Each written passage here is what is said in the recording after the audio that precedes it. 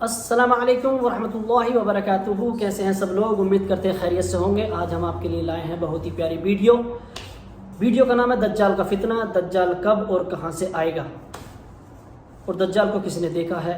انشاءاللہ سنتے ہیں عبدالحبیب اتاری صاحب کی زبانی. آئیے دیکھتے ہیں ویڈیو کو اور انشاءاللہ باقی باتیں بعد میں. دجال کو حضرت سلیمان علیہ السلام نے قید کیا تھا اور حدیث پاک کے مطابق یہ ایسٹ کی سائیڈ موجود ہے. دجال کا فتنہ تمام فتنوں سے بڑا اور خطرناک فتنہ ہے، جس کی بڑائی اور شدت کا اندازہ اس بات سے بھی لگایا جا سکتا ہے کہ ہر نبی علیہ السلام نے اپنی امت کو دجال کے فتنے سے ڈرایا ہے.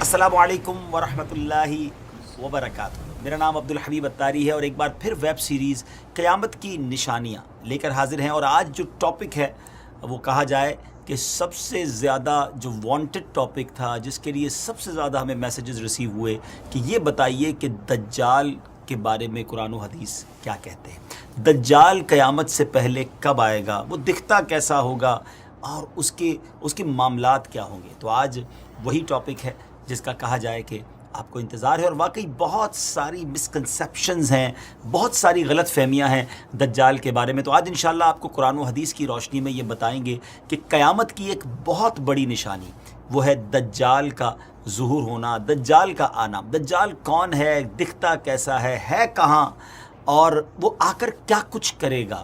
بہت کچھ آج آپ کو بتانا ہے.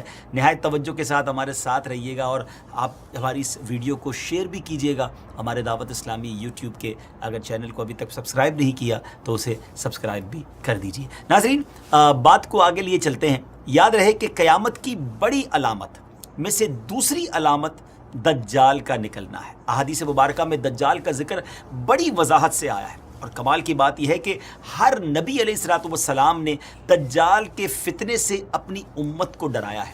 سرکار دو عالم صلی اللہ تعالیٰ علیہ وسلم نے اس کی نشانیاں، اس کا حلیہ، اس کے آنے سے پہلے اور بعد کے جو حالات ہوں گے اس کو بھی بیان فرمایا ہے. انشاءاللہ بڑی دلچسپ آج کی ایپیسوڈ ہے، عبرت ناک بھی ہے اور اوتھنٹک معلومات بھی ہیں. سب سے پہلے چلتے ہیں اللہ کے پیارے کلام قرآن مجید فرقان حمید میں. اللہ تبارک و تعالیٰ ارشاد فرماتا ہے، بسم اللہ الرحمن الرحیم، وَمِنْهُمْ مَنْ يَلْمِزُكَ فِي الصَّدَقَاتِ فَإِنْ أُعْطُوا مِنْهَا رَضُوا وَإِنْ لَمْ يُعْطَوْا مِنْهَا إِذَا هُمْ يَسْخَطُونَ. ترجمہ یعنی اور ان میں سے کوئی وہ ہے جو صدقات تقسیم کرنے میں تم پر اعتراض کرتا ہے، تو اگر انہیں ان صدقات میں سے کچھ دے دیا جائے تو راضی ہو جاتے ہیں، اور اگر انہیں ان میں سے کچھ نہ دیا جائے تو اس وقت ناراض ہو جاتے ہیں. ناظرین، یہ کس واقعے کی بات ہو رہی ہے؟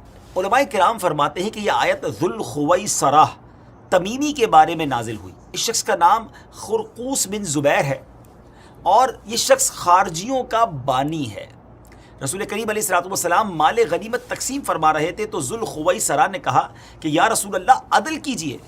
حضور پرنور علیہ السلام نے فرمایا کہ تجھے خرابی ہو، میں عدل نہ کروں گا تو عدل کون کرے گا؟ حضرت عمر رضی اللہ تعالیٰ عنہ نے عرض کی، مجھے اجازت دیجئے کہ اس منافق کی گردن مار دوں.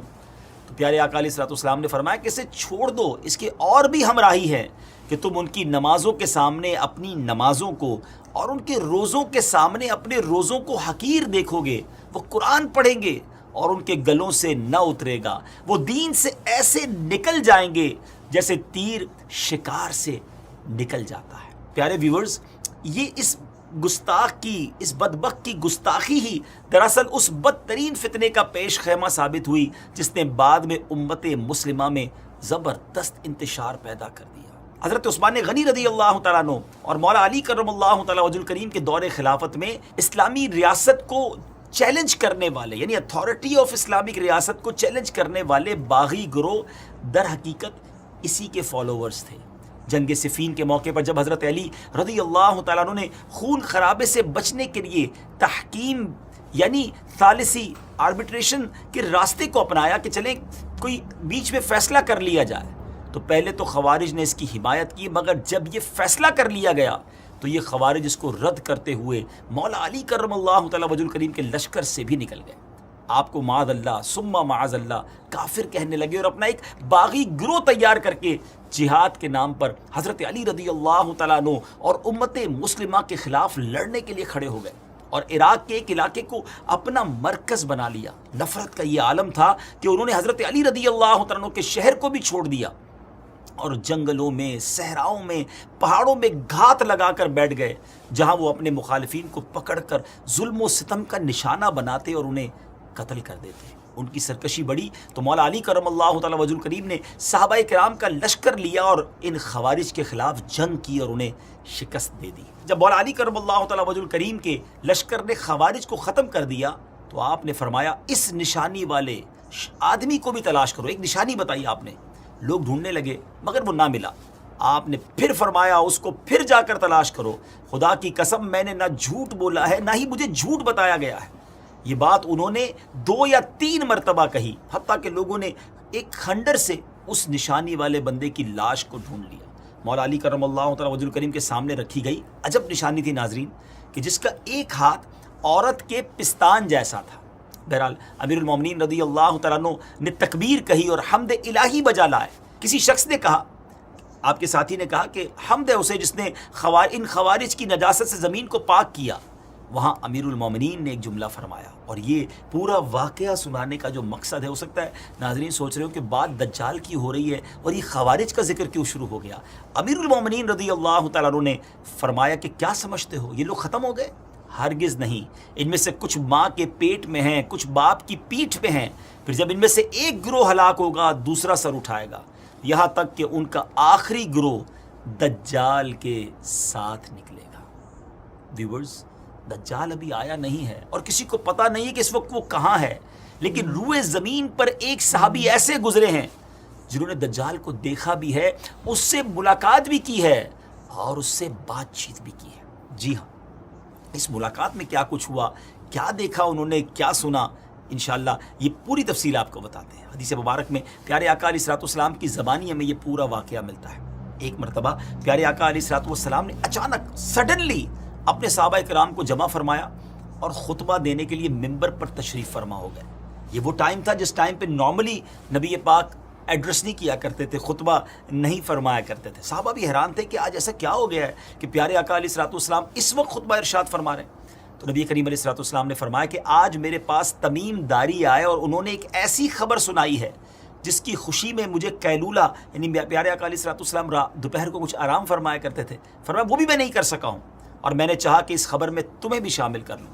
بات یہ ہے کہ تمیم داری نے مجھے بتایا کہ وہ 30 افراد تھے اور ایک شپ میں، ایک کشتی میں سفر کر رہے تھے کہ طوفان آ گیا اور وہ بھٹک گئے.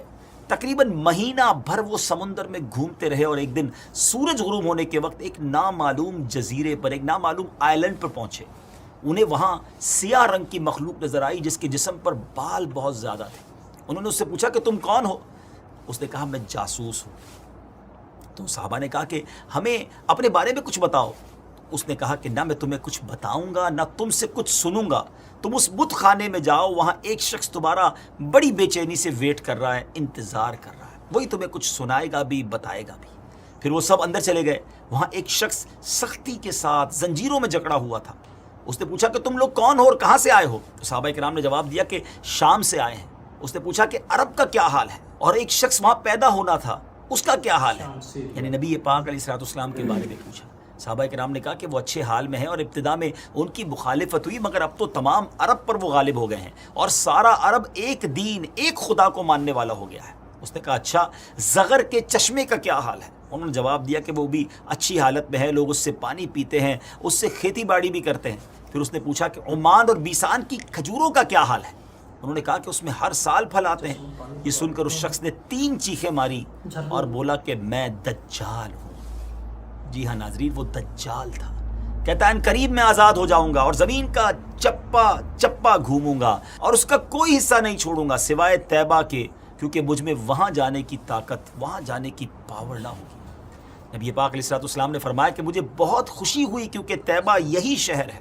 مدینہ منورہ کے بارے میں میرے آقا نے فرمایا کہ طیبہ یہی شہر ہے. اور سبحان اللہ، میرے آقا فرماتے اس ذات کی قسم جس کے قبضے میں میری جان ہے، مدینہ منورہ کی ہر گلی کوچہ سڑک اور یہاں نرم اور سخت زمین الغرض ہر مقام پر فرشتہ ننگی تلوار لیے پہرا دیتا ہوگا اور قیامت تک یہ پہرا دے گا. سبحان اللہ. مدینے کی گلیوں میں فرشتے پہرا دے رہے ہیں. سبحان اللہ. کیا بات ہے مدینہ منورہ کی. بعض روایت کی روشنی میں یہ بات بھی کہی جاتی ہے کہ دجال کو حضرت سلیمان علیہ السلام نے قید کیا تھا اور حدیث پاک کے مطابق یہ مشرق یعنی ایسٹ کی سائیڈ موجود ہے. دجال کا فتنہ تاریخ انسانی کی ابتدا سے لے کر انتہا تک تمام فتنوں سے بڑا اور خطرناک فتنہ ہے، جس کی بڑائی اور شدت کا اندازہ اس بات سے بھی لگایا جا سکتا ہے کہ ہر نبی علیہ السلام نے اپنی اپنی امت کو دجال کے فتنے سے ڈرایا ہے. محبوب رب العزت محسن انسانیت صلی اللہ تعالی علیہ وسلم کا فرمان عالی شان ہے، مکہ مکرمہ اور مدینہ منورہ کے علاوہ کوئی شہر ایسا نہیں ہے جسے ان قریب دجال رونتا ہوا نہ گزرے، جبکہ ان دونوں شہروں کے ہر راستے پر ملائکہ صفے باندھے پہرا دے رہے ہوں گے. دجال مدینہ منورہ سے باہر ایک دلدلی زمین پر پڑاؤ ڈالے گا، پھر شہر مدینہ لرزے گا یعنی زلزلہ آئے گا تو اس میں موجود ہر کافر اور منافق باہر نکل جائے گا. مفتی احمد یار خان نعیمی رحمۃ اللہ تعالی علیہ فرماتے ہیں دجال دو قسم کے ہیں، چھوٹے اور بڑے. چھوٹے دجال بہت ہوئے اور ہوں گے. ہر جھوٹا نبی جھوٹا صوفی جو لوگوں کو گمراہ کرے وہ دجال ہے. بڑا دجال صرف ایک ہے جو دعوی خدائی کرے گا. جی ہاں، بڑا ماشاءاللہ بہت ہی پیارا ویڈیو ہے. اللہ تعالیٰ آپ کو اور ہمیں چھوٹے بڑے فتنوں سے محفوظ رکھے.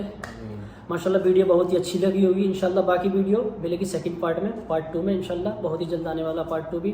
اور ویڈیو اچھی لگی ہو تو شیئر بھی کریں، سبسکرائب اور شیئر بھی کریں، لائک بھی کریں، اور ہمارے چینل سبسکرائب بھی کریں، بیل آئیکن دبانا نہیں بھولیں. انشاءاللہ ملتے ہیں سیکنڈ پارٹ میں. اس ویڈیو کا پارٹ 2 باقی ہے انشاءاللہ، اور ویڈیو کو لازمی دیکھیں، پورا ویڈیو دیکھیں. السلام علیکم ورحمۃ اللہ وبرکاتہ.